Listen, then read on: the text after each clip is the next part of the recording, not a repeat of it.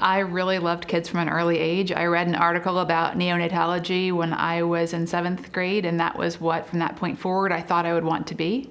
Went to medical school with that intention, and then decided on general pediatrics after medical school. With an expectant couple, really what we're doing is giving a family an idea of what our office practice is like, what our workflow is like, the hours they can expect.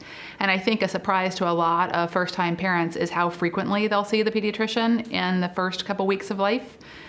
We're your new best friend. For a family that has a grown child or a growing child who comes in for the first visit, usually what we're doing is getting a sense of your child's past medical history, any problems he or she may have had, making sure you've been caught up on your immunizations, that you're hitting the milestones that we'd expect, and that you're comfortable in the practice as well, because that's important.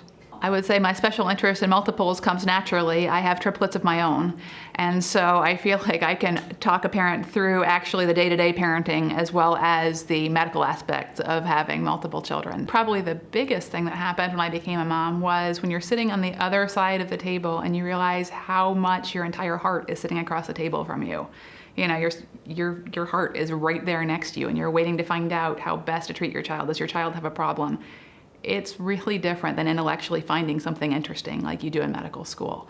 I'm an asthma doctor at work, but I'm an asthma mom at home. And so I've been the person up at night giving breathing treatments, hoping I'm doing the right thing for my child through the night, watching my son work to breathe, and knowing I'm doing everything that medically I can do at home, but it doesn't make it that much easier, to be honest with you. Having 5 kids, I am deeply into my community. So I have been a volleyball coach to some of my patients.